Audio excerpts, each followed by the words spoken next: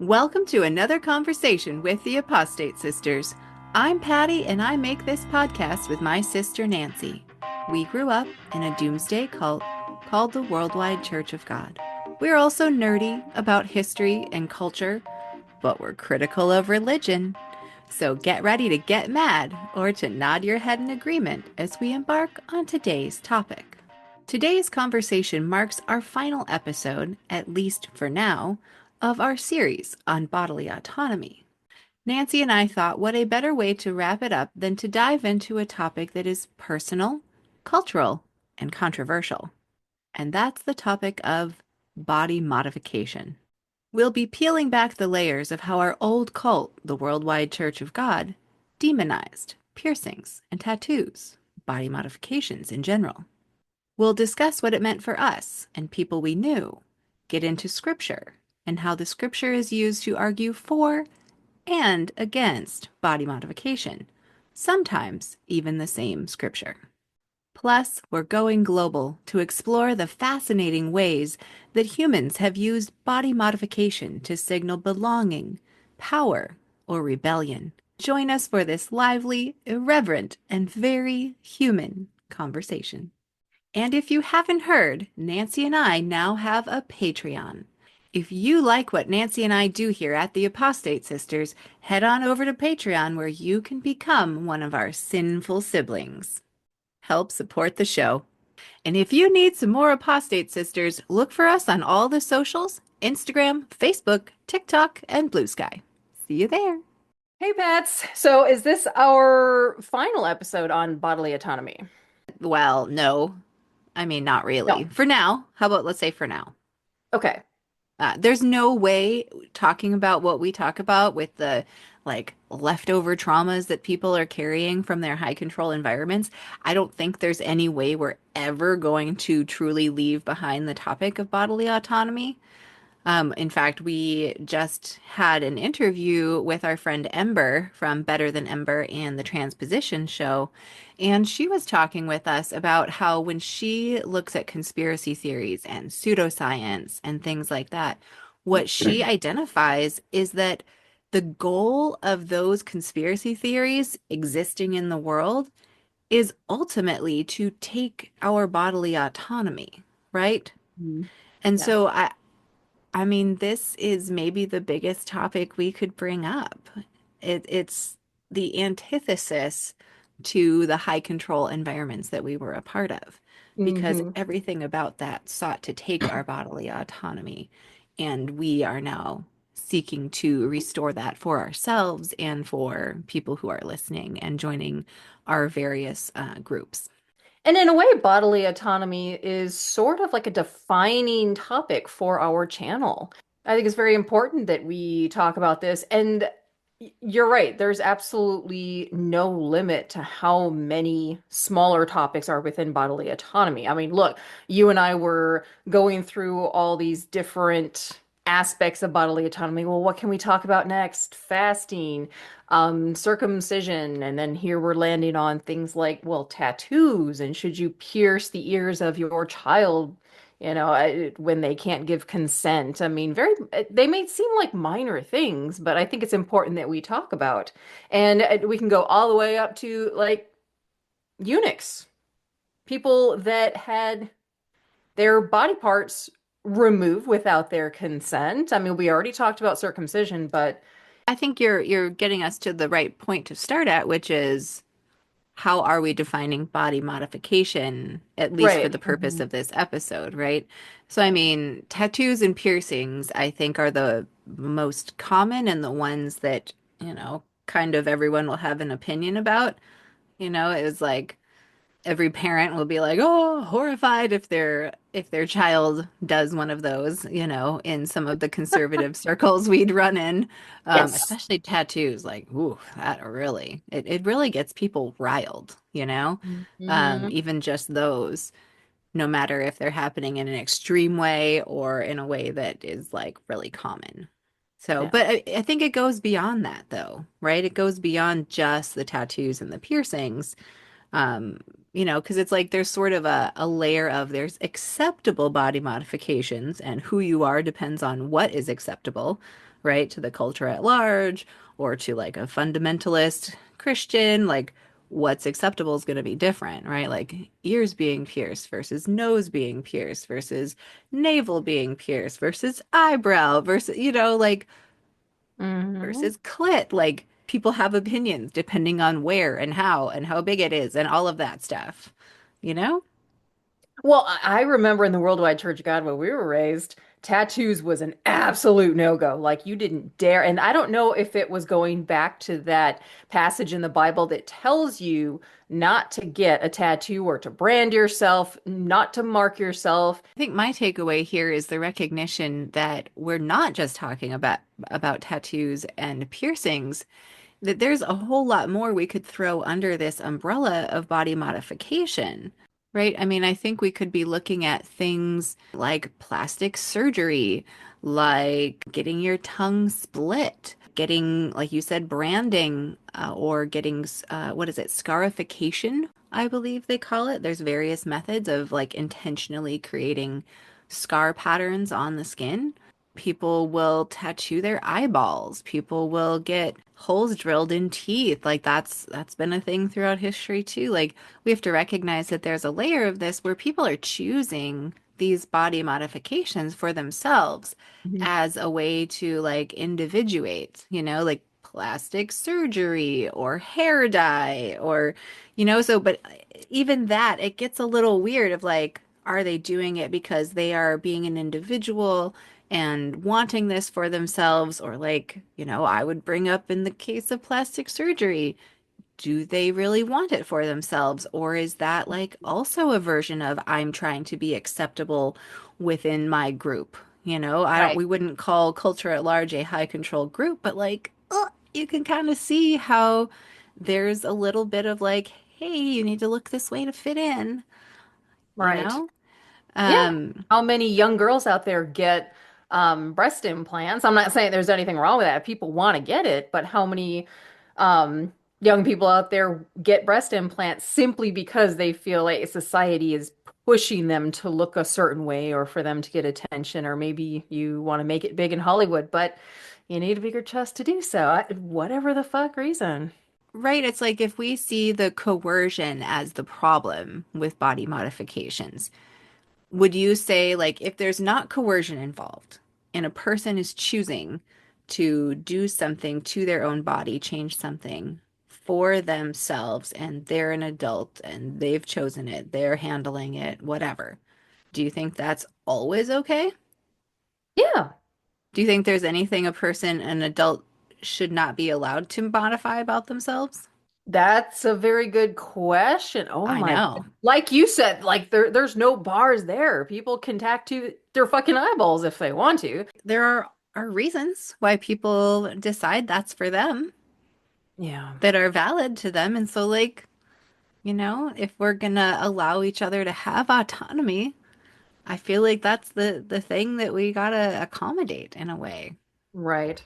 But yeah, It's you're right. It's like if someone who has decided to tattoo themselves from head to toe, if there if there were a way to say, "Hey friend, you're struggling with whatever and we can identify that," and the tattoos were like a self-coping mechanism out of it. Well, the tattoos still aren't really the thing we need to address, like how they're feeling that like drove them to do something they wouldn't have otherwise done. Well, that's what we need to address, right? Like in to me, I don't see unless there's like in something injurious or like causing them to not have functionality. Boy, all of this is so nuanced.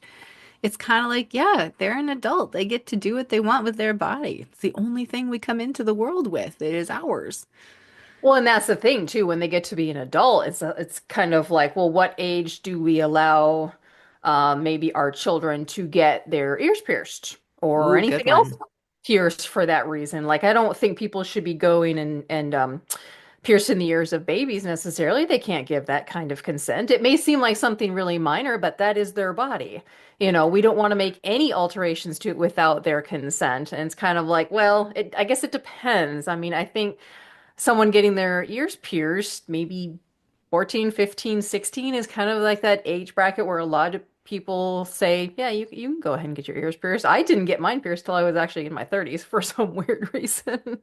Maybe. Oh, now, okay. So the ear piercing thing, I think is very interesting. Like, this is where it gets murky when you're walking that line of, staunch bodily autonomy in the context of cultural things that exist, because there are some Hispanic cultures, Hispanic groups that Mhm. it's very cultural, very traditional to pierce the ears, I think, especially of little girls in their culture. And so For sure. like, India too.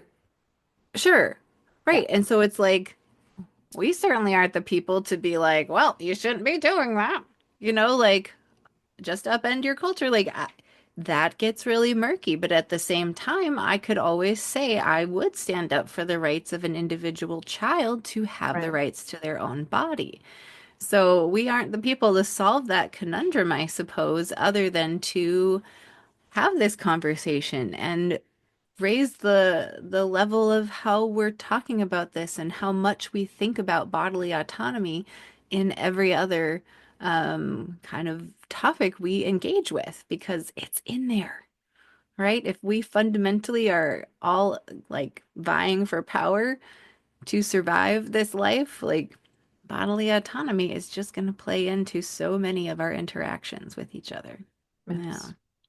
But Wow. yeah, when it comes to ear piercing, I think my kiddos were 3 and 5, 4 and 6, something like that, when they both decided that was for them and they Yeah. wanted it. And like, uh, to me, I guess as their parent, I thought this part is so readily, like you said, done for infants without their consent. And it's, you know, uh, there's not like stuff you're going to damage in an earlobe Yeah. exactly. So it was like, well, they want it, that's fine. And they chose it now, and they'll have that experience of having said, I want this body modification thing done, and then it getting done, right? They knew they chose it and they did it, right? And so to me, Right. that was a really valuable experience to have it go that way. Um, it was kind of cool when we went to the piercer all those years ago. It was a little place in town here where he has a piercing museum, kind of a little tiny collection, Interesting. yeah, of various groups from around the world, just like information and photographs of some of the traditional piercings that had been done in some of these like tribal groups, especially. So it was a Mhm. pretty cool experience for the kids to get to see something about how piercing exists in the world while choosing to do a piercing on themselves. I realize ear piercing is maybe it comes off as not a big a deal as something like, oh, tattooing your child without their consent or something. I don't know. Sometimes there's these cultures around the world where you just tattoo people regardless of whatever age, and then you do like gauge earrings and such for there's all kinds of beauty standards around the world. Obviously, we feel like consent should be a part of that. Culture is what makes things acceptable or not as far as piercings and Mhm. stuff. Like maybe Right. we could go outside of culture and say, well, hey, if it has to do with actual like health and wellness of that body post piercing, maybe that goes outside of culture. We could hope it does, but really, like what people think is acceptable and not varies widely based on just what has been normalized in the context they live in. Right. Like you mentioned gauged ears, and people are on both sides of that. There obviously are people around us that do that from Mhm. small to very large, where the earlobe's very stretched out. Um, and there are, some of the Karens would probably be like, why would you do that? Blah, blah, blah, blah, blah, and have a big problem with it. But it's true that when that choice is made, it's kind of irreversible. I knew someone a few years ago who had had like a fairly large gauge in their ears and decided they were done with that phase of their life. And so they had to have a surgery to put their earlobe back together and, shape it into something more like what they had started with, right? Yeah. So, but these are choices we make. And I don't think they were mad about it. They were just like, well, okay, I did that. Now I'm done. Now we'll put it back together and I'll move on with my life, you know? Right. Yeah. I think the main thing is, oh, it always goes back to consent and whether, hey, if you are an adult, I know piercings goes a little bit earlier, but yeah, if you're consenting adult, what difference does it make what you do to your body, you know? As long as you weren't coerced into it. I remember somebody in your world, Pats, where you had, I want to say, like an earring in your nose, and it like, didn't you have like a chain or something going over here, or no? It was, No, no, oh, no, no. okay, I remember the story now. Okay, you had an earring, or you had a nose ring at one point, and I remember some evangelical Karen in your world saying something really snooty to you. Well, what are you gonna do next, dear? Hang a chain from your belly button? She was being snarky and convinced that I was going to put a chain from my nose piercing to my ear piercing. And she said it like it was just this horrible, disgusting, heathenist thing to do if I would choose to do that. And I was kind of like, so that's a traditional wedding piercing in India. Yep. And you're treating it like incredibly rudely, like it's some disgusting, gross thing to do But if I that's how were to she do looks that. at those people in India and other places that do that. She looks down Well, upon them as the heathenistic people. but that also is indicative of like not thinking that it was like it was a backwards way of saying how that it wasn't acceptable that I chose to get a nostril piercing. It's just another form of control. It's a way to look down upon other people and feel like they are superior. Passive aggressive. She was on the more aggressive side than passive aggressive. Yeah, I know what you mean. But covered over with like Christian niceties. Right. Hmm. Yeah. And oh dear. And praise the Lord. Yeah. Speaking of which, do we want to get into those biblical passages that talk about body modifications? I think we should get into what the Bible says because I mean, what else is driving people's opinions on this, right? Like in our culture, fundy ideas that are ostensibly Bible based is what gets all this started for people, right? Right. Hmm. And so then Right. they've taken what they thought was in the Bible and they've spun it culturally in their church groups all the different directions. Tattoos and body modifications is no exception. And I'm actually surprised it doesn't come up more often, other than I've just known a lot of churches to kind of sneer at people with tattoos and crazy piercings. Apparently, just having your earlobe pierced is acceptable, but you go beyond that and they start getting a little, yeah.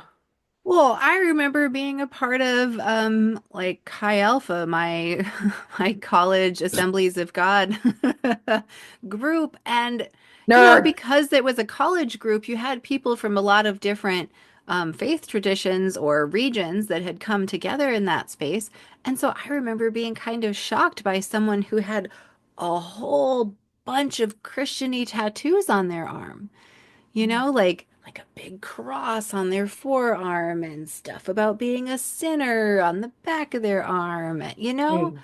like so like how does one group decide it's all entirely terrible to do that and another group decide, yeah, this is great. We'll just make our tattoos be about God and not about the devil and then it's fine, I guess. I don't, right? I mean, I knew someone once that has that. They had that Leviticus passage talking about how you don't tattoo and modify your body at all. God, that's awesome. Leviticus 19:28. Do not cut your bodies for the dead or put tattoo marks on yourself. I am the Lord. Yeah, it's a sin to get a tattoo. Okay, well, let's see. I Okay, but wonder. it says don't cut your bodies. What does that mean for the dead? What the fuck does that mean? I feel like that's one of those things that points to what a pagan ritual of the time would have involved. I think you're right. I did Yeah. remember reading that. Like there were pagan traditions. back then. And of course, Christians did not want to be associated with pagans, so they didn't do anything that was related to what the other people, the ones who aren't Christian, did. And so, I mean, by this passage, then even our mother had pierced ears. This clearly states, do not modify your body, don't cut up your body. So, I mean, they are seemingly referencing an actual ritual of some kind or tradition of some kind, right? So, I obviously the Bible is just a little tool to like pull pieces out of to direct yourself and others in the way that you want them to go. But but I think that passage could easily be used to say, well, but that was only referring to this pagan tradition. And so that's not just referring to like, you know, other forms of body modification. But this is the mental gymnastics that happens when you want to do a thing and you need your book to agree with you, right? Couldn't God come up with like a 100th edition and update some of this shit? It's true. Where is that? Well, but that he used men who knew better languages, right? And that's how Fuck all the way off. So, yeah. Anyway, I guess given given the scripture like this, it's clear to see why the Worldwide Church of God that we grew up in was very anti-tattoo and body modification in general. In fact, I think it was a big deal when our ears got pierced because our mom's ears had not been pierced her whole life. And then it was like she waited for some change in the church to happen. I remember I was a kid. Um, Really? I think it was shortly after Armstrong died, like quite shortly after, um, that she got her ears pierced. And I thought that was just the coolest. Because I think before then it wasn't really looked favorably upon. That's really strange. Mm. I know, I could be wrong about that. So I'm kind of curious if there's any other WCG people out there that remember the like jewelry policies. I remember her ears pierced, but I don't remember her wearing too much jewelry. No, they Mm. they were more ascetic, I think, than even the people we went to church with. Because we went to Oh, church yeah. in Silicon Valley in the 80s where, there were definitely women who were like business women and Mhm. working women, and it was, they were it was feminism happening. Um, Mm. where women were still trying to be like men though and having big shoulder pads and all that stuff to assert their dominance. But but they wore tons of makeup and earrings, I'm pretty sure. So Yeah. yeah, it may honestly be, Nancy, that by the time we were a part of the church, the like strict control and the fact that Armstrong had died in 86 like may have made some of those things seem a lot more loosey-goosey um than maybe the church of the like 60s would have been. Then there is another passage here. So we have 1 Corinthians 6:19 through 20. Your body is a temple of the Holy Spirit. So that could be some kind of an argument. Changing your body is like insulting your creator, like this is God's handiwork. How dare you modify it? God made you perfect the way you are. Is that kind of what it's saying? I mean, I think that's the interpretation, yes, but then how that squares with circumcision is kind of a mind fuck. Eggs fucking exactly. Okay, what other body modifications does God actually say we should do? Which I don't think God actually says to circumcise in the Bible. That's something that Christians have warped, in my opinion. Though it Well, is sure. brought up in, God's chosen people to get them circumcised, but Right. Well, and I mean, if you're talking about the body being a temple, if that's all it says, the body is a temple, like what did pe ancient people and even like some cultures today at the temple, what did they do? They adorn the fuck out of things.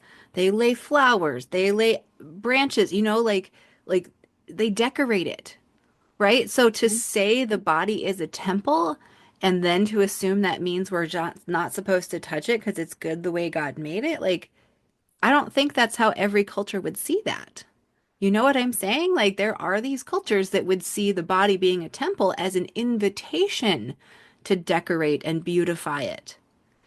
Well, right? there So you go. Temples in it, India where people bring shit and everything. But if we're going the temple route, you could say something like, yeah, people get on their knees before me and then they come inside me. You're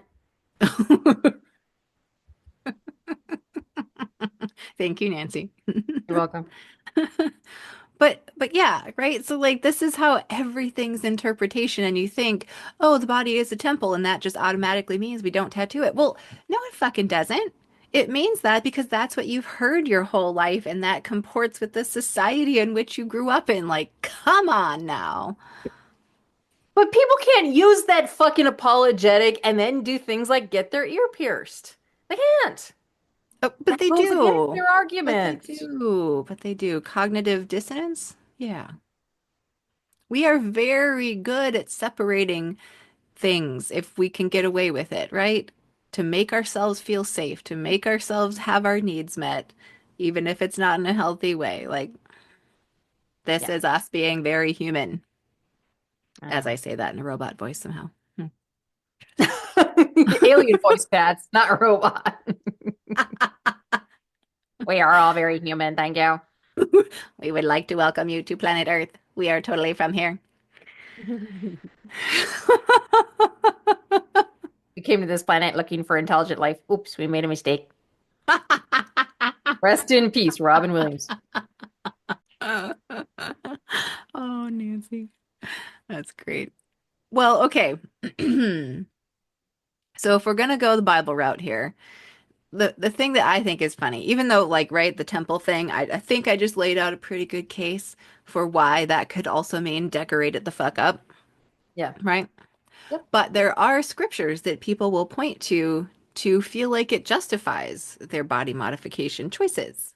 All right. So, yeah, passages that could support body modification. We have Isaiah 49:16. I have engraved you on the palms of my hand. So, is that some sort of like poetic metaphor for like, oh, this is like a divine tattoo? So, like, you're not actually tattooing yourself, but like Jesus is tattooing you, right? That sounds weird. It's kind of I like, I mean, it sounds like scarification well, to get right. something engraved, to get something engraved on your body.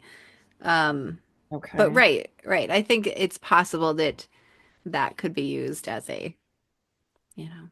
It's possible, but I still think it's not giving the person the right to tattoo themselves according to the Bible. It's be like, no, Jesus is gonna do this. What's that phenomenon that some people say when some people have like a hole in their hands? Literally, there are people that say, oh, they Yeah, see the holes in both of their palms. What is that shit? stigmata. It's getting the stigmata. Stigmata. Okay. Yeah.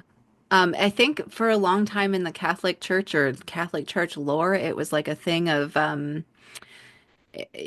like showing God's favor upon you or something that you would just like you would just show up with the stigmata where you would have the marks on your body that correlated to the wounds that Jesus got during the crucifixion.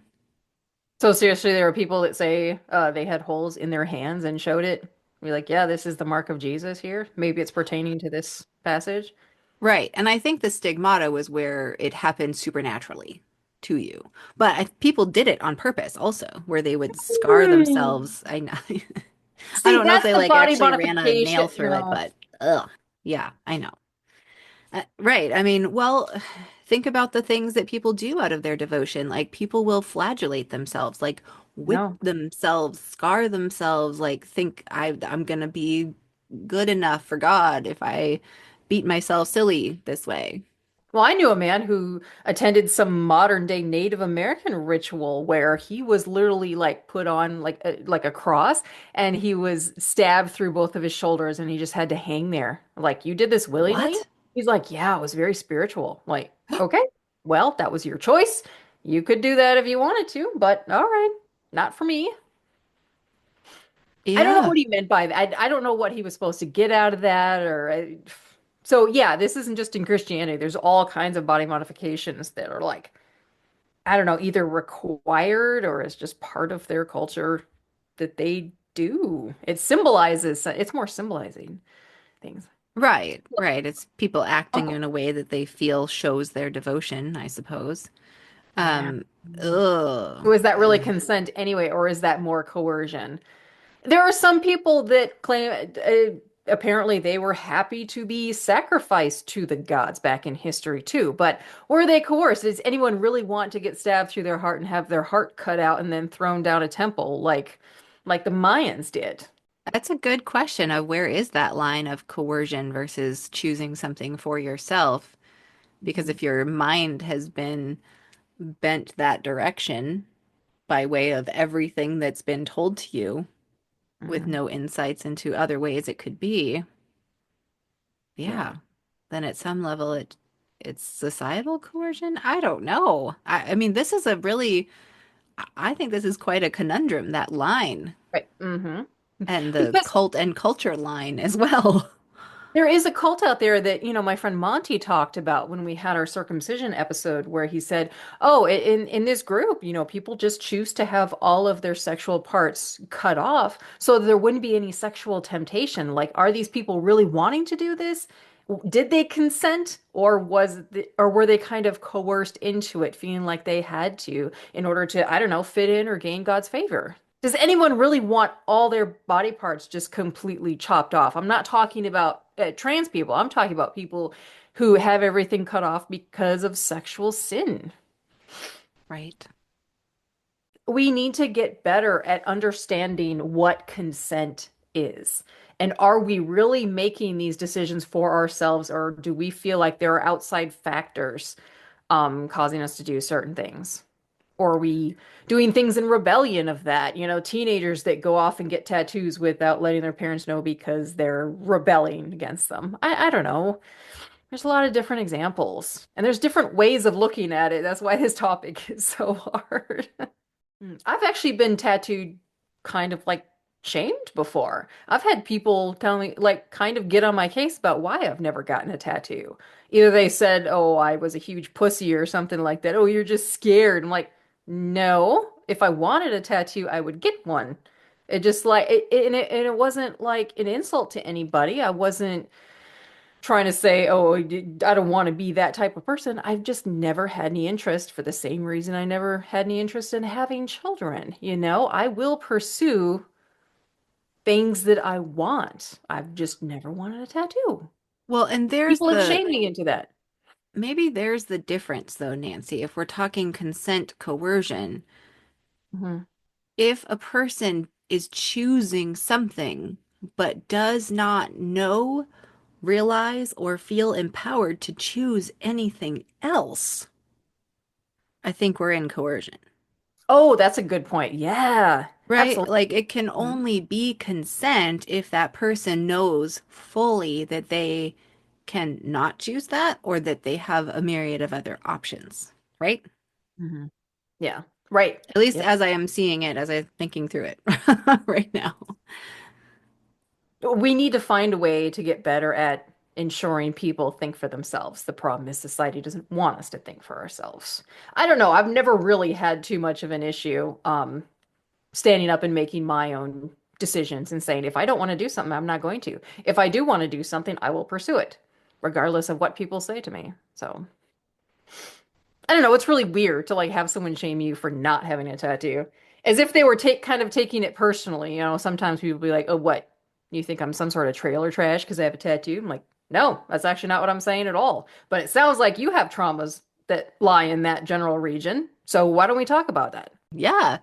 Right? I mean, it's kind of like what we had said with the pressure to have children, right? Hmm. The idea of like misery loves company. It's like I had kids and, I'm dealing with it, so I kind of feel like you should too. And like I have a tattoo to show the world that it's okay and not trashy to have tattoos. Like, what do you think you are, all hoity-toity that you don't have a tattoo? Like, yeah. I mean, that's a gatekeeping of its own kind, Yeah. right? To Oh, try I to love get tattoos people on in the, people. well, yeah, right? But it's like a getting people in your club to validate your club. Right. Yeah. Yeah. I, it's really weird that tattoos is a subject there, but okay, whatever. I know, It's no right? insult to anyone if I don't have tattoos. That was the choice for me. I never could think of anything that I would want permanently on my body the rest of my life. I didn't find it. So I was in the same boat as you. I always wanted a tattoo. Like I thought they were really cool. I think they're lovely to look at. I think I don't even know. I'm losing my words. I've always liked tattoos. I always wanted one, and I just couldn't come up with something that I would say I know with absolute certainty I'm going to want this on my body forever and always, right? Like I didn't want to have tattoo of regret. So the one tattoo Yeah. I have done is a tattoo. It's on my rib cage over here, um, and it is on my rib cage to signify the area that I was kicked over and over from the inside by little tiny feet. So my tattoo is the names of my children and a leaf of each of the plants that they are named for in like a scripty thing on my side. So Yep. when it came to it, that was the only thing I knew for sure that no matter what life had in store for me, I would want my children's names there on me Yeah. forever. That's good. It's a nice tattoo. Yeah. So since you're bringing up the stigmata, I was noticing that we also had in our notes here Galatians 6:17, which Mm. states, "I bear on my body the marks of Jesus." That was where we did come into the awareness that early Christians, some of them did do this. They scarred themselves on purpose as a sign of their devotion to Jesus and what he did for them. So it's weird. So we're discussing the same scriptures. Okay, so like this temple verse here. But then it's like both extremes can be justified, right? Depending on how you spin it. It's like Well, protecting God's yeah. creation versus adorning it as some act of reverence. I mean, it's a pretty good example of how the Bible is just kind of used that way to justify any fucking direction you want to control people. Propaganda. Right? It's like the perfect propaganda uh tome, I guess you could say. You have coloring gray hair in here? I just didn't know if you wanted to talk about that. It's not, it doesn't have to come up at all. It's fine if we're Yeah. talking I suppose tattoos that's and not everything. really, I mean, it's kind of body modification, but kind of not. Like, we're really not like altering anything necessarily, are we? Not permanent, Not permanent, no. Though I but did get so many reactions from Karens when I started dyeing my hair. I don't even know how old I was, 15, 16 maybe, and I always went with like a nice auburn reddish color. It's still pretty natural, but like, yeah, just the snooty women looking at me. Like, you're too young to be dyeing your hair. Adults were such cunts to me. Like all of it, there were so many that just treated me like shit. I'm like, what kind of a person are you talking to, kids and teenagers that way? Like they're so vulnerable at those ages. Come on. Ugh, right. terrible. I'm very pro self-expression when it comes to hair because like hair grows, right? It comes back. It's fine. You know, I currently have children. One has entirely hot pink hair, and the other has half of her hair teal. So, I mean, honestly, it's the most fun a person can have and express themselves, and it like changes nothing permanently about them. Mm-hmm. I It's just big. I see no downsides to really fun hair dye. Well, right. What are the downsides other than you get sneers and nasty comments from the stick in the ass people who would be like, nope, nope, you don't dye your hair at all. You keep it a natural color. You don't adorn Mm. yourself with gold. Okay. So that's a good question, though. If we're seeing the pink and teal hair that my kids have been free enough to do as as an expression of themselves, and it's them actually taking their autonomy, Mhm. what about a woman that, you know, grays early and she feels like, oh, I have to I have to dye my hair to be acceptable because I'm too young to have this. I don't fit. I think there's a lot of women that took that power back when there was this trend in recent years where they started dyeing their hair gray. I think a lot still are like gray as a popular, color to dye your hair, no matter what age you are. And it looked so great on so many women. I loved it. And we get stuck with like, oh, we get a few gray hairs and we got to cover it up. I have had men say nasty things to me before, like because they found a few gray hairs. I'm like, fuck all the way off. Yeah, it tends to happen when you reach 40 Well, and so sometimes is earlier. coloring our hair at that point, is that coercion or is that us choosing it for ourselves? Right? I don't feel Oh, like I need to dye my hair and cover them up. I mean, I do sometimes, and my hair is lightened a little bit right now, but like, why are people judging other people for something that is so natural? Yeah, your hair will start graying, and men, they get the terms like a silver fox when they start getting the gray. I know my husband sometimes gets a little bit insecure about that too. I mean, he's not going to dye his hair, but both his parents do in India. Both their hair is completely black, and to be honest, I rarely see any elderly people in India that have like a full head of gray hair. I saw this like hippie Indian woman once. She had long, beautiful gray hair, but everyone else, like they just seem to dye it black. It's just what you do there for whatever reason. But yeah, I told him I don't mind it one bit. I think it's kind of sexy actually. He does got the silver fox thing going on. So I think we should normalize it with us women too. Yeah, we also get gray and we'll just fucking own it. I mean, I Not don't being know treated if, like old hags. right, exactly. I mean, I think women, uh, see that's, this is where I feel like we should be bringing in a nod to our LGBTQ folks too. So I don't Mhm. know if for you, Nancy, there was a moment where you had to recognize you were shifting from like, am I doing this because of what people will think? Or am I doing this because of what I want? Now, my intuition about you says you leaned hard to the what do I want all the time Mhm. anyway, and Right. I you did. weren't too affected by the what will people think. Is that accurate? Oh yeah. Oh yeah. I've been called everything under the sun, and I don't think it ever swayed me. You know, Men telling me I needed to get breast implants back when I was young and skinny, and oh, I gotta dye my hair because I'm getting a few grays in it. Whatever, fuck all the way off. I always did what I wanted and didn't do what I didn't want to do. Plain and simple. But that doesn't always come easy for people. No, I was gonna say, I don't know how you got the gene that made you not like existentially afraid for your life and acceptance if you didn't match those things. Because I think Because that's I what, stopped giving fucks a long time ago.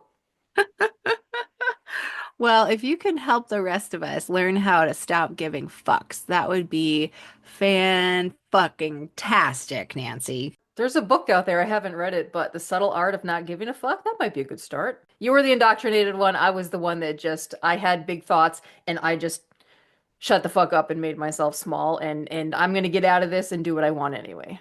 Yeah, in some ways, I'm kind of surprised I don't have more piercings and tattoos also. But I think I also like absorbed some cultural ideas of classiness, even though I think it's bullshit. I Yeah. think, I was sort of taught to be like, ooh, about the idea of like a whole part of me being covered in tattoos. And so and the whole thing of me like fearing regret of my image choices. So Mm, maybe I had a little bit of that too. And I'm like, oh, I don't want to get something that I'm just going to look at and it's going to annoy my OCD. And be like, there's something on my skin that I just feel doesn't belong there. Like, maybe that's the biggest part. But I love tattoos. Like, I love meeting up with people who have like whole sleeves. I'm like, oh, tell me about your tattoos because that's a great conversation starter. They always seem to have some kind of story behind each tattoo and why they got it. And oh, maybe they designed it themselves or they talk about where they got it and what it means. I love that. It's art. absolutely, it is art and self-expression and expression of autonomy and like Hmm. who they are. I know I have always felt like everyone has a story, right? Even a person that you're like, Really? You must have had the most boring life. Like, I don't think there's anything interesting about you. Like, I would never actually think that.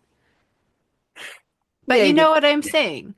You know what I'm saying. If you think like they just don't appear to have anything like lively or anything like full of life going on about them Right. and make prejudgments, if you sit down and you give a shit about them and you actually get to know them, every person has the most interesting story and Right. there's fascinating things about all of them.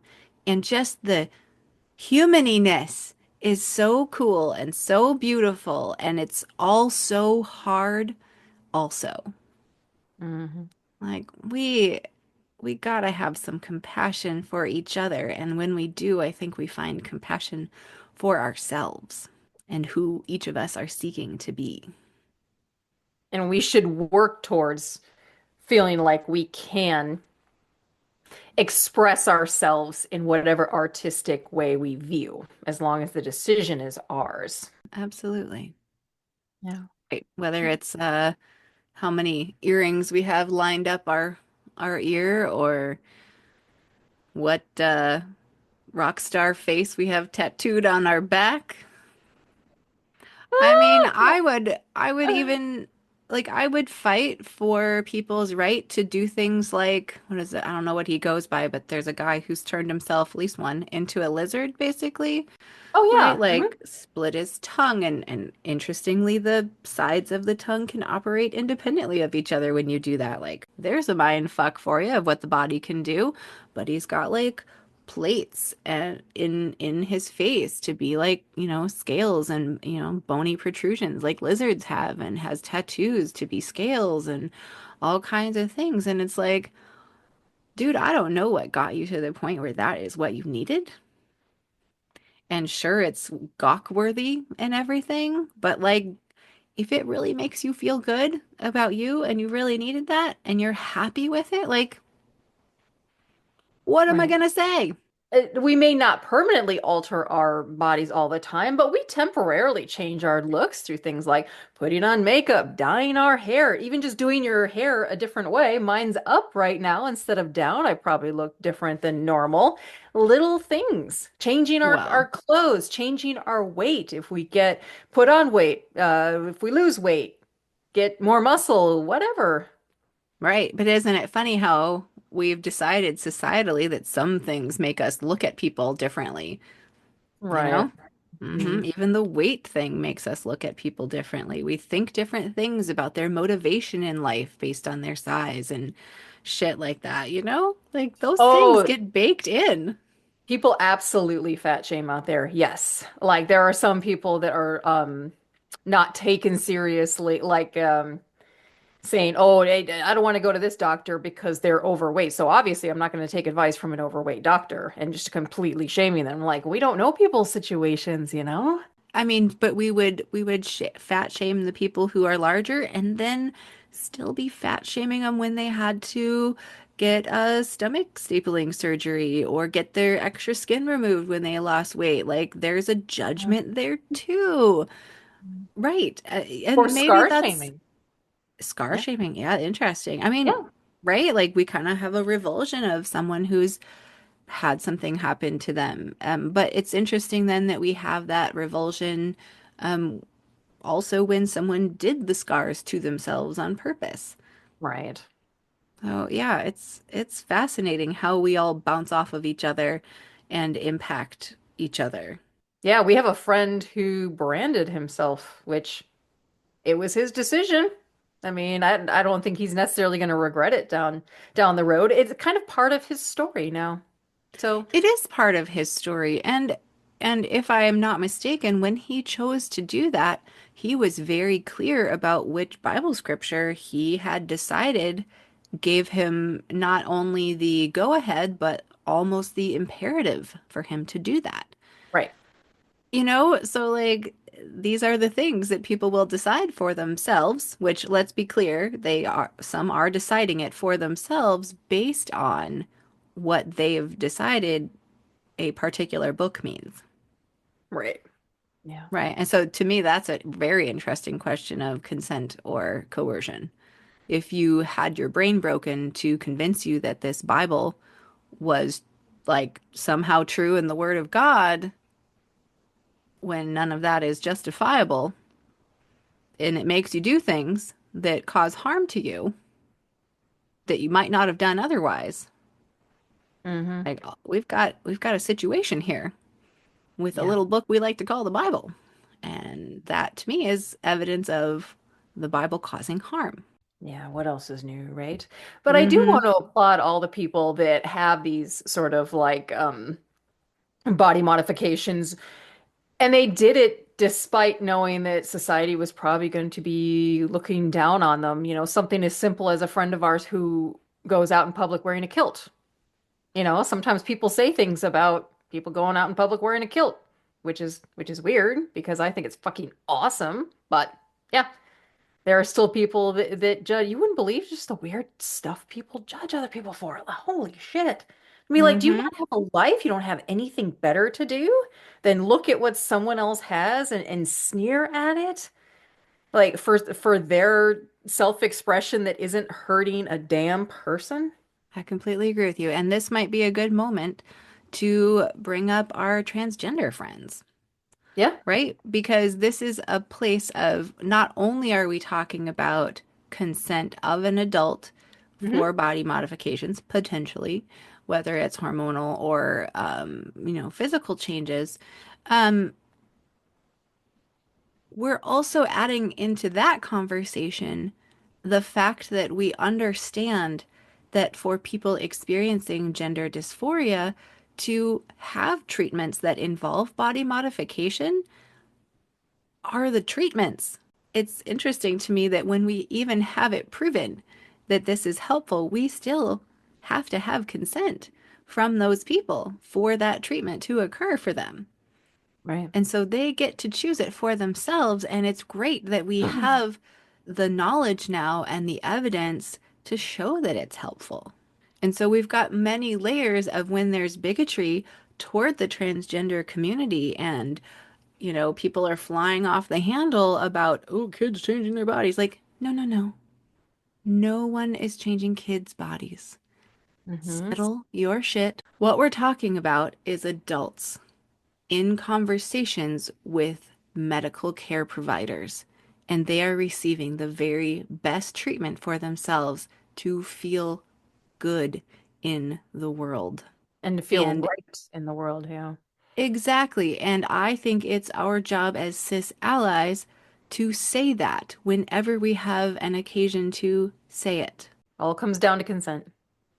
It really does. It really does come down to consent and like data, right? Yeah. I mean, in the conversation around bodily autonomy for transgender people, like the reason we have the treatments available that we have now is because of data, because some dedicated scientists cared enough to work with people who were experiencing gender dysphoria to figure out what would be a helpful treatment. So I put out a request on our WCG Survivor Discord to see if anyone had personal stories that they wanted to share about body modification, tattoo kind of stuff from their time in the church. One of the Yeah. stories I got back was from our friend JJ, who helps out here on the channel. So JJ writes, after leaving WCG in the mid 90s, and at 16, I got a girlfriend in high school. I started to go out Friday nights and feeling so much freedom, but still having moments of thinking I was doing something wrong. After graduation, I decided that I really wanted a tattoo, but I wanted to create it. I was doodling one day and came up with a cartoon smashed mosquito for behind my shoulder. I knew it was a safer place to hide it from my mom at the time, or at least that's what was in my head when I planned it out. This was summertime, mind you, and after getting the work done, my family was going away for a weekend camping trip to the lake. Well, the secret didn't last more than a couple of hours after meeting them there. I was just too excited to not share around the campfire, and my mother was so mortified. A few years later, we talked about this event. She said that it really bothered her at the time because I marked up my body. I know she didn't say I sinned, but I just knew she was still stuck in that mindset from the years of WCG programming dating back to the early 60s. Over time, I stopped giving a shit and I got my navel pierced at 20 years old and my ears gauged a couple years later. More tattoos would follow throughout my 20s, but that first one, I knew since my mom was still attending church at the time that it was going to be a sour reaction, but I just wanted to have some individuality and do what I wanted for the first time in my life. Yay, JJ. Yeah, right? I know. I love that. Yeah, they do have all kinds of tattoos and piercings, don't they? To them, it felt like doing something that I wanted to do for myself and getting to be free. So, the other story I have is from a woman also on our WCG Survivor Discord. And she says, of course, my parents were totally against me getting any kind of tattoos or piercings other than one piercing on each earlobe, and even that was pushing it. So, in 2005, when I was 29, I decided to get a tattoo in honor of the 10th anniversary of my baptism. Different story for a different day, lol. I was still a pretty conservative, though slightly rebellious, evangelical Christian then, so I decided to get it in the middle of my back so that it would usually be covered up and really only be visible if I really wanted it to be. I did tell my parents that I was getting one. I think I got a kick out of freaking them out.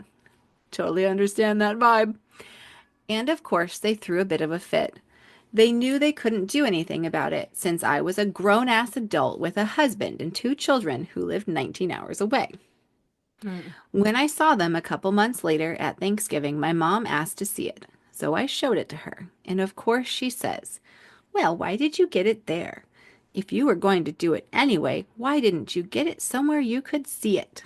I just looked at her and said, Mom, you have got to make up your mind.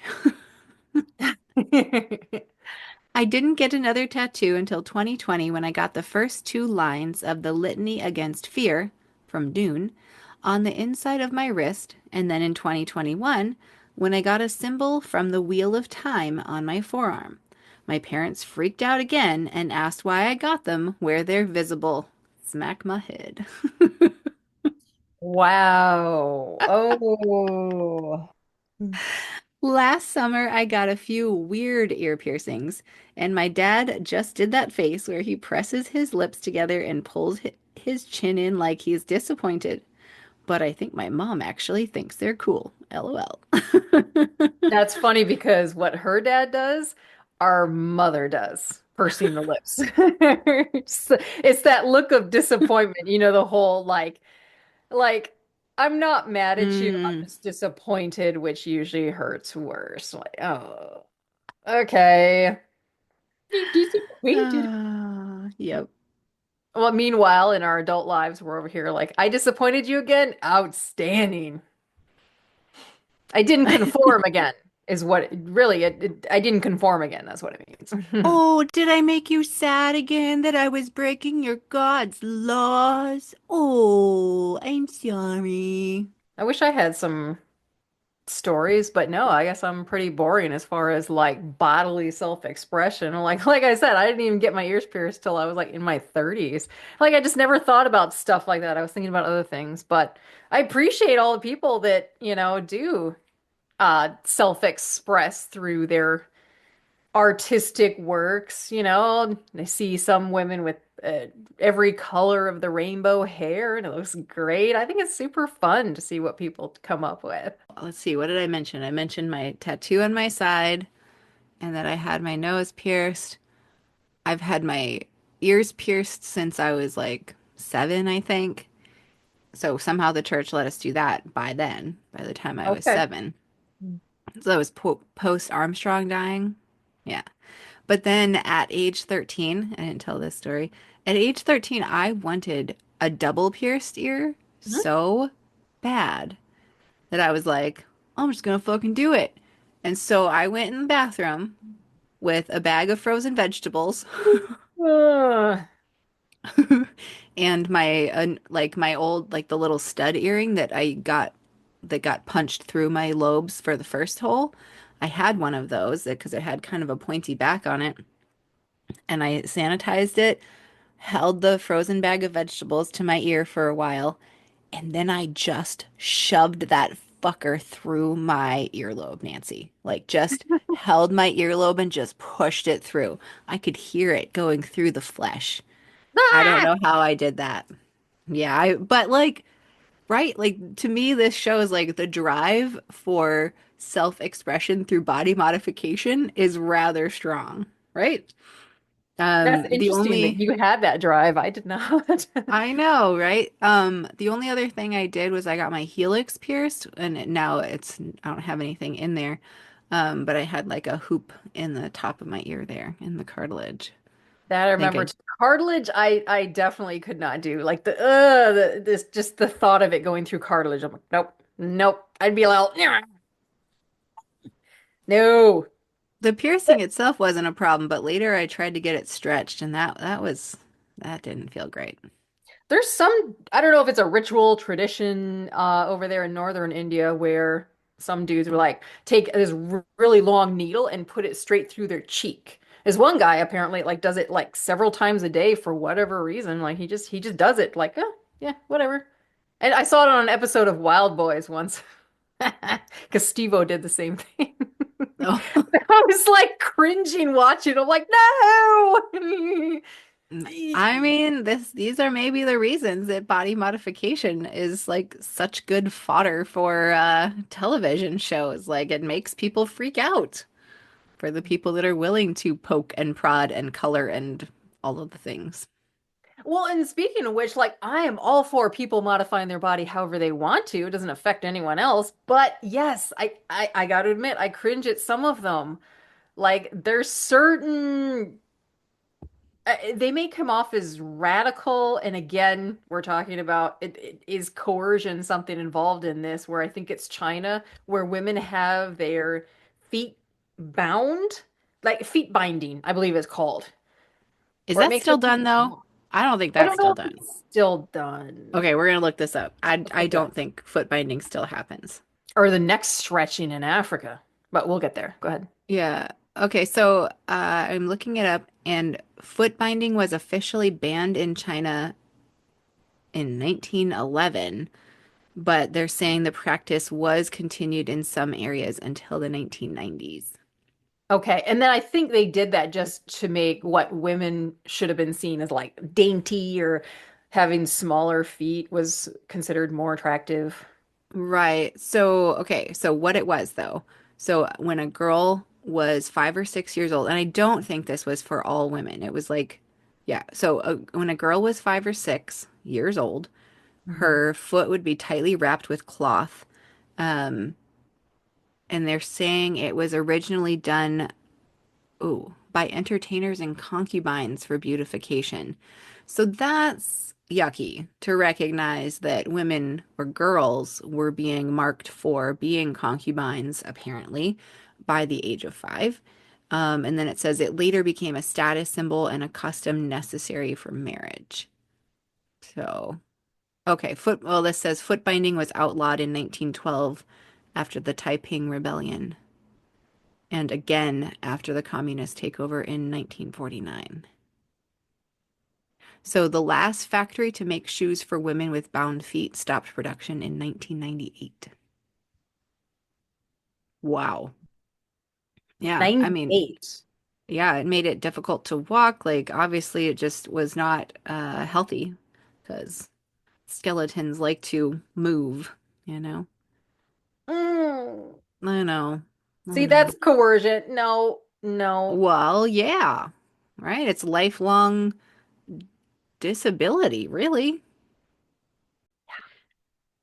But Well, if this the girls being that was being done to were originally slated to be concubines, I guess they didn't figure they needed to be on their feet very much. gross. And they for sure didn't need to run fast. Yikes. Yeah. Yeah.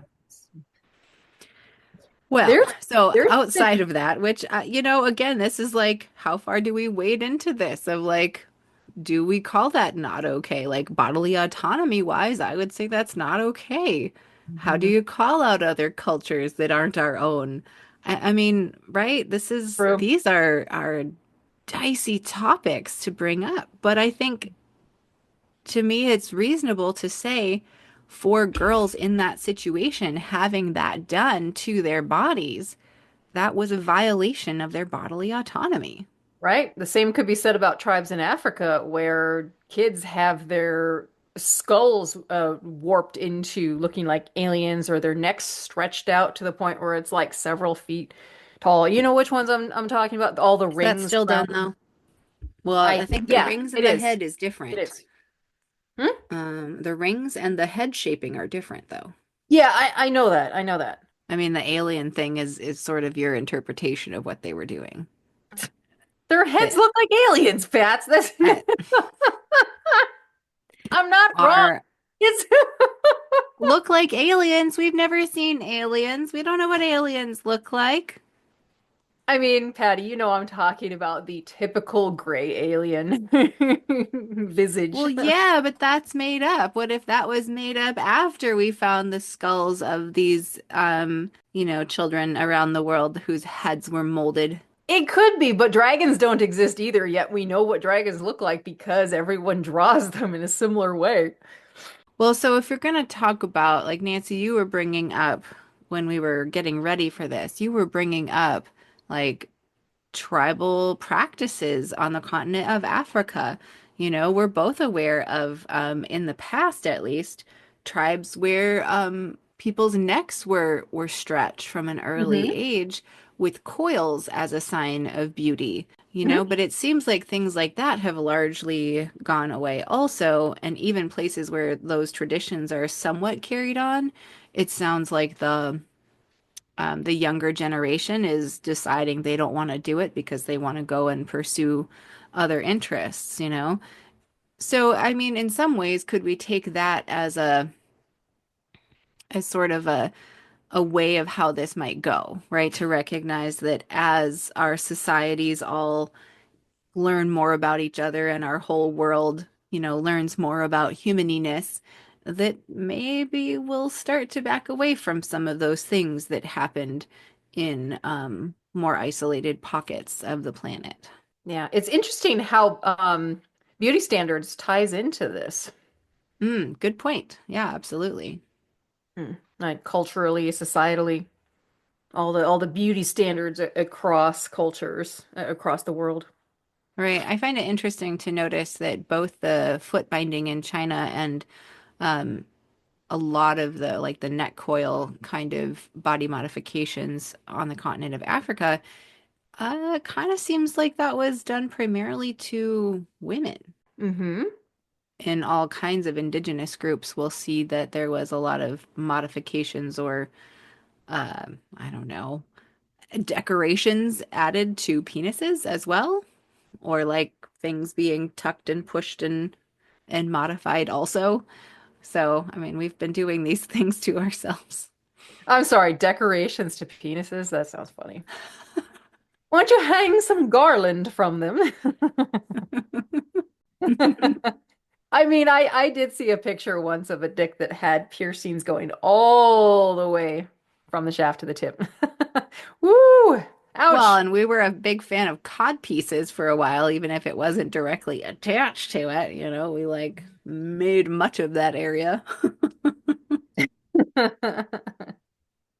I think is it Ripley's Believe It or Not, the museum that sometimes has like at least pictures or some sort of statues of some of those people out there that have gotten like crazy body modifications done. So if we're talking coercion, I think that indicates a hierarchical situation, right? Hmm. And so it's a status thing at that point. If Right. you're involved in a group that like, you had mentioned at one point how some groups had these like boards that they would clamp onto babies' heads to Hmm. shape how the skull would be a little bit elongated, because that was their beauty standard, but it also indicated a status, right? Like they were an elevated position, and that was indicated by the fact that their head was made into this shape that, that was a child put through that process. Right. Hmm. And so these things have that attached to it, like that it tells other people that you're better than them if you have these adornments or your body's changed in this way, right? So Right. it's Well, status. Yep. So it's status, but it's also just belonging to that group, right? Like some mhm. are the special modifications that say you're the king, that say you're the leader, but other modifications are like, oh, this actually just says you belong, like circumcision and Jewish people. Like that for a long time was a symbol of you are one of us. Yeah. And if you're one of a group, that means you're more likely to eat, and we're back at lizard brain, you know? Yes. Right? Because if you're not part of a group, if you're an outsider, you're gonna die outside of the walls of the community. Yeah. Like you're exposed to the elements, you're exposed to the wild animals. Right. And in a way, I mean, yeah, body modification shows individualism, and a lot of people frown upon individualism. And so these people were othered. I remember in high school, the popular girls would be the most minimal possible, wearing their pearls or whatever, their nice designer clothes. You just kind of everything plain in a way. And then you have these girls over here with the crazy bright non-natural hair color and tattoos and piercings all over the place, crazy jewelry, and yeah, all of a sudden that becomes like, nope, you're not one of the group now. You look different, and so we're gonna look down upon you.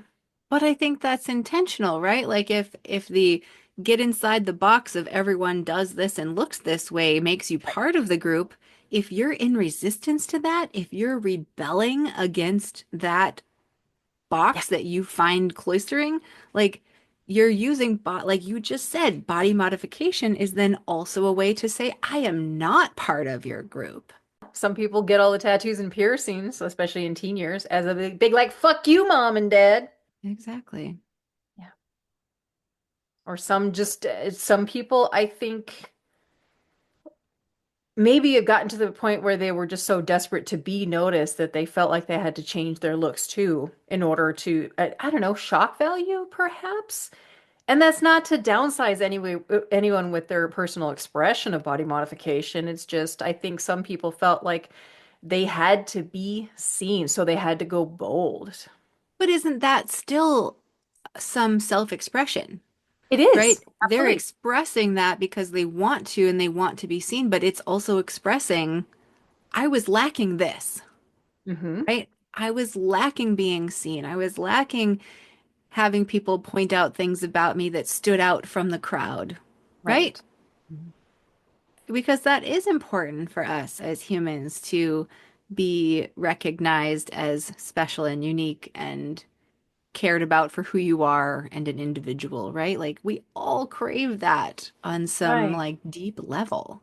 It's almost poetic in a way, giving yourself a physical scar based on possibly an emotional scar in your life. Holy shit, Nancy. Well, yeah. So if we're talking about body modification as a way to set ourselves apart and like show that we're independent and we can make choices for ourselves, I think we can use our body modification, our tattoos and piercings as a way to heal, right? Whether it's directly like a fuck you, you told me I couldn't do this, so look, I'm gonna do it.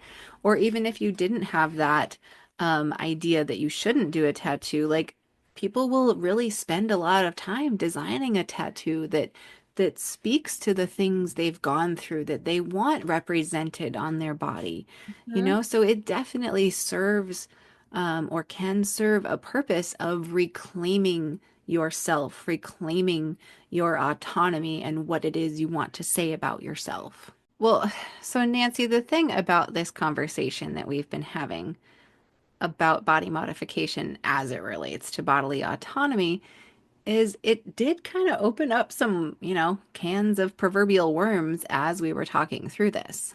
Yeah, sure did. I mean, we didn't actually mention abortion, but like, let's be honest, that is absolutely a part of this. I Because like the this. act of becoming a mother, the act of allowing your body to be used for the growth of another human, that modifies your body. Yep. That makes a lifelong change to the shape and functionality of parts of the body. Like, Yep. that's a choice that also requires consent. And we referenced earlier our transgender friends and really the concept of, bodily autonomy and body modification. To me, that suggests that if in some types of body modification, we think that we have the right to police each other's bodies and tell other people how they need to have their body be. I mean, that sets us up to not grant autonomy to all people, right? So people who are transgender, like that is their body, and the choices they make around their treatment is their choice to make. It is not ours to legislate. Right. And we have medical doctors involved and piles of research. And to let our cultural biases dictate someone's medical care or someone's um, consenting informed choices, to me, that's what's wrong of us, is to police that and take away anyone's autonomy to do what they need to do that's right for them. Mhm. Mm. And admittedly, probably the realm of body modification that makes me have a little more of a negative reaction is talking about cosmetic surgeries. People who want a nose job or whatever, like because to me, I would love it if everyone just felt great in their bodies and happy with themselves and knowing that they're good enough as they are. Like that, I have a strong desire for that. But at the same time, I can't tell someone they're wrong, that they're gonna feel better if they have that, the saggy mommy belly tightened up. Like, you Yeah. know what I'm saying? Like, I'm not gonna tell them they're wrong. I've had friends that did that, and it made them feel so much better. Yeah. I had a friend who, like, she had 4 kids. And so she got breast implants, not like a ridiculously huge size. It just that she said her breasts like shriveled up like little grapes. Like she just didn't feel good about herself after that. So I was all for it. I'm just like, yeah, you do your thing. People shouldn't be judging you for that, you know? Well, right, and that's gender affirming care just like transgender people would receive. And I'd like to say that the hair plugs that Elon Musk got put in is also gender affirming care. Oh, Patty, you went there. Sorry. I, Yeah, Elon's hair transplant. but right, Yes, like that's body modification. Yes, hair it's body transplant. modification. And should he have had the right to do that? Yeah, of course. Yes. But maybe take into account the fact that he had the right to do that and then thinks that he wants to tell other people what they can and can't do with their body. Like, fuck all the way off. That's not how any of this ought to work. People pick and choose. What it comes down to is autonomy in this realm is not about whether you change anything about yourself, whether you modify or not. It's about the fact that you had the right to decide that for yourself and that you hopefully can choose that without repercussions and judgment. I don't know if we'll ever have a society where people don't judge. I mean, judging is definitely what people do, but it's one of those things like people shouldn't be collectively ganging up on maybe a particular type of body modification and saying, "Oh, this is less attractive," or people shouldn't be doing this. Only unclassy people do this. Whatever the fuck the reason is, because society does that far too much. But why? Why do we have this tendency to want to control others' ways of being in the world? Hierarchy, patriarchy. Why? What is it about us that makes us feel like we need to make things hierarchical? Because I would contend it's not serving us. and that we can actually exist in non-hierarchical ways. So why are we operating that way? Well, and again, there's a lot of men at the top that want all women to look a certain way. And so they try to police that. So all they have are, I don't know, their typical standard of beauty in women. Well, so it's maintaining their power, right? Well, right. Yeah. Why do humans feel the need to have power over each other? That Yeah. this is the part that I just feel gross about and I need to understand. Mm. And the only thing I can come to is that our desire to have power over each other is our trauma response to not having had enough, Right. or the fear of not having enough. Like like why But, would humans initially have done anything to harm each other? but in Well, a I don't have religious anything setting, and you have something that I want, so I'll kill you to get it. oh gosh. But in a religious setting, I just don't understand. Like using the Bible as a way to police people's looks and their bodies. Well, but if you control a person's body, just like we said this with food too, if you control what they're putting in their bodies, but if you control how they present themselves, I mean, you own them. One thing we didn't really cover much yet was the shame aspect. I feel like a lot of people put shame on others for the way they look. I know the church does that especially. To me, I see that as a function of our whole society, right? When we get like the the well-known understanding of photoshopped models in magazines and how bad that's been for young girls trying to figure out what it means to grow into themselves as a woman, you know?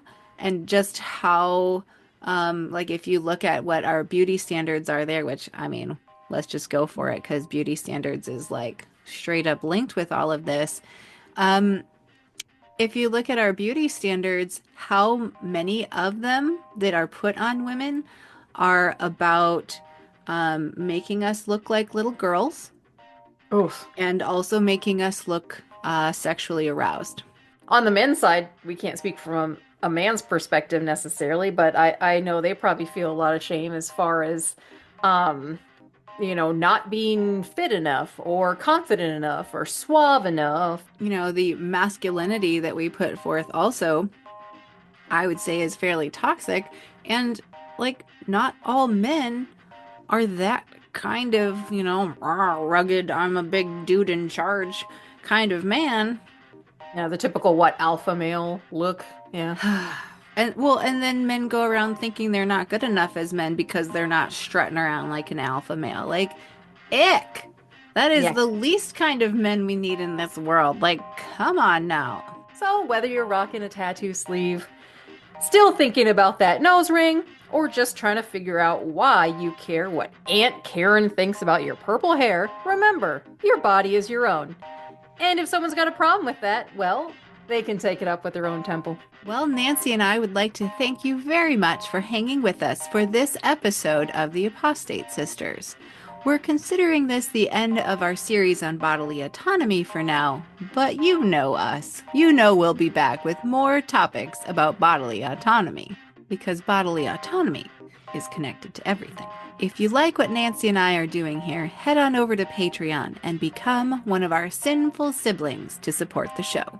And follow us on our social media to see everything that the Apostate Sisters are up to. We can be found on Instagram, TikTok, Facebook, and Blue Sky. Thank you for being here with us, and we will see you next time. Like and subscribe! Yay! Bye!